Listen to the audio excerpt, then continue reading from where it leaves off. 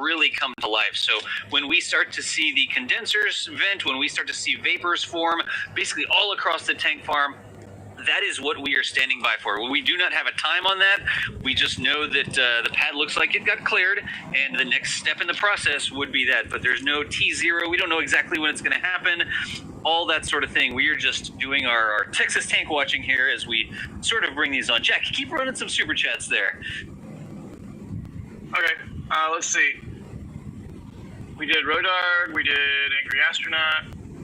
I'm just trying to get through the queue here. Oh, BPS Space. Joe Barnard. Thanks, Hey. man.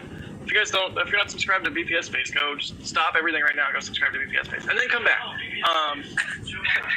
Joe says, Jack, quote, "I'm gonna just shoot this nuclear missile real quick. Thanks as always for the live coverage." Well, you know, when a rocket launches from the West Coast, it's become a rare affair, so we have to take advantage of it, even if it's a horrible kill missile. Let's see.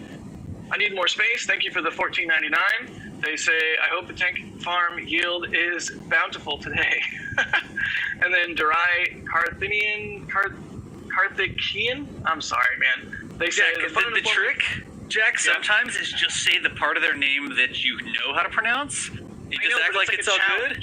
It's a good challenge for myself. And then I'm down on myself in like a self-deprecating sort of way. But like, yeah, I don't know. Don't do that, yeah. It's like a fun challenge, and I want to show respect to somebody by at least attempting to say the name. But yeah, sometimes you just have to be like, Durai, thank you. Yeah, but thank you for the tip, Das. I appreciate it. I do that all the time where I'm like, Bob. Thanks, Bob. Moving right along. Exactly. It works.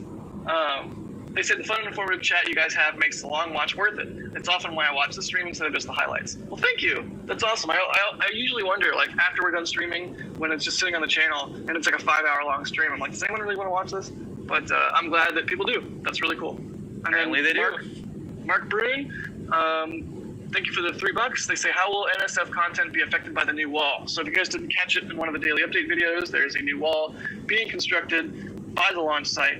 I don't know if they're going to do it around the entire launch site or if they're just doing it for that one portion right there where they're doing it.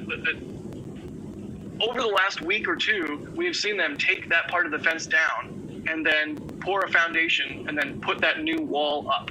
But the fence around the rest of the pad and of the launch site, they haven't done that with. The fence is still up. So I'm not sure why they would only want that portion of the fence right there. Maybe it's a tank farm, some sort of consideration for the tank farm, some sort of safety thing or like buffer.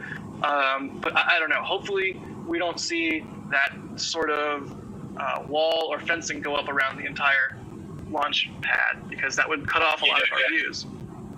Yeah, Jack, I'm wondering though if part of that, because like you said, like protection, like blast protection or stuff for the tank farm, that's a pretty common thing. But I'm wondering if also because they're doing it this out in the open near public access roads, if that's what I'm thinking. Like just to start protecting ITAR stuff that might be coming as more things are built and as the site develops.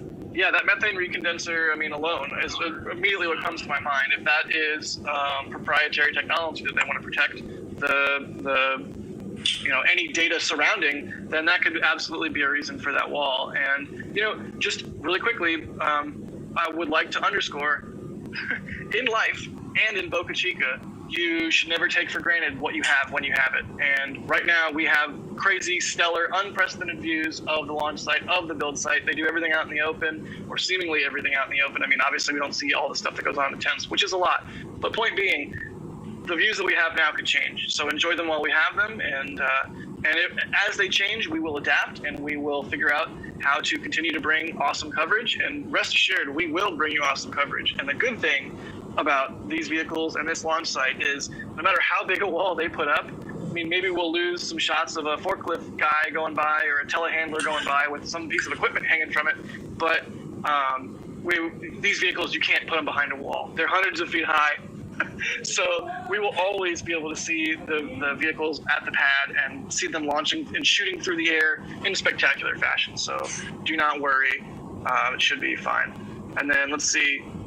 And this just kind of goes to this thing, Jack, which is what fascinates me about this location is, for the first time since the 50s, we are living through the creation of a new spaceport and a new space center here in the United States in like a very big way, right? I know Kodiak and Wallops and Kubernetes and everything exists, but this is the first time we're actually really getting to see and document how a spaceport and a space center is built, and that's really cool to see how it changes over time. Yep, and it reminds me a lot of, I'm sure, how it must have been for Kennedy when Kennedy Space Center and Cape Canaveral were getting spooled up. I mean, there's people living in the area there the same way that there's people living in the area here. So yep, you can actually still see some of the old homestead foundations and everything on Merritt Island. So that's progress for you, and that's the winds of change. So it's only a matter of time before we see similar stuff.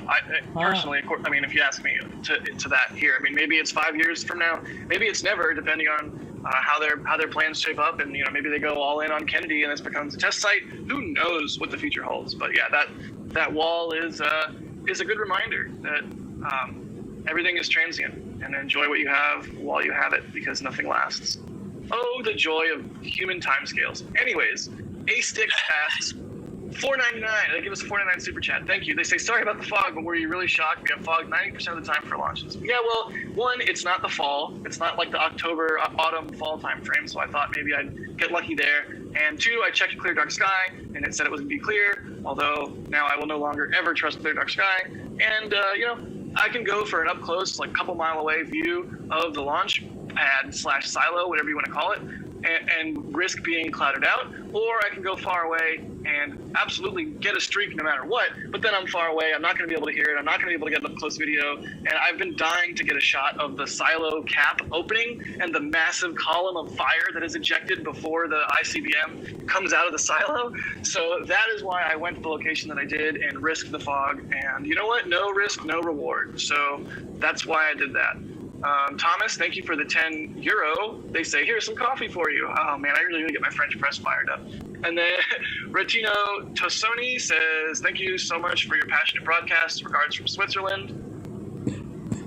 Epi says, oh, €20. Wow, Epi, thank you. Faith, Hop, and Charity. And the greatest of these is Hop. That's excellent. Thank you so much for the support. And then SpaceX, Science Times, thanks for the 100 rupees. I think those are Kieran Quinn. They say, thanks for the feed, guys. Not sure why Crispy blocked me on Twitter. Love following you guys. Sometimes people get blocked on Twitter accidentally. Sometimes it's for, various reasons. Sometimes a Twitter thread can just get out of control. So things happen. Let's see. Mark Brune. So I'll at least go check. There you go. Mark Brune, thank you for the $2.99. They say Jeff Bezos has entered the chat. Sean R, thank you for the $1.99 curly L's. And Zyzep. I'm going to go with Zyzep. Thank you for becoming a new member. Josh, I'm trying to run through these. Josh French, thank you for the 2 curly L's. Why is SpaceX not doing a webcast for the hop? Good question. I fully expected them to spool up a webcast yesterday, but they didn't. Go figure. Maybe we'll get some content after the fact. Who knows? But definitely something, a deviation from what they did with Starhopper, at least. And then Samir Sheikh, they say, why are there no nose cones fitted for these? I think that's because they don't need the aerodynamic surface, and because a nose cone is a fairly complicated, time-consuming part for them to make. So they don't want to just waste the nose cone on a vehicle that doesn't need one. And I say that, and as I'm saying that, I'm thinking to myself, but they have, at this point, that was a logical argument when they had one nose cone. But now they have like hundreds and hundreds and thousands of nose cones. I'm exaggerating, obviously, but they have like 5 nose cones sitting outside. Seemingly would be easy to just throw one on there, but then, we're at a point where they'd have to get it down to the launch site somehow. They'd have to get it on a crane. It just would take time that's not necessary. So, no nose cone on this one because it's only going up 150 meters. The aerodynamic stresses and forces on the vehicle will be not enough to require it. But I bet this is the last one of these that we see without a nose cone, provided this is the last 150 meter hop. Who knows? We could see many more 150 meter hops. I know the prevailing wisdom is that immediately after this we'll go to a higher hop, and then a higher hop, and then a higher hop. But I'm starting to wonder if maybe we'll see multiple 150 meter hops with multiple different vehicles. I mean, what is SN6 going to be used for? That could be used for nothing. It could do 150 meter hops just the same as SN5. Who knows? We don't, and that is part of what's exciting about all of this. Armando Mata, thank you for the €5. They say a cold beverage for Mary. That would be appreciated, and thank you so much. And Duncan, thank you for the $5. They say got a dentist appointment in an hour. Hope at house before then. Keep up the amazing work. Well, you know what? If you have a cool dentist, just have them set your phone like in a little tool tray. That's not gross, right? Have them set your phone in a little tool tray right there, next to the what is it? A chair? A dentist chair? Is there a special word for a dentist chair? I'm gonna call it a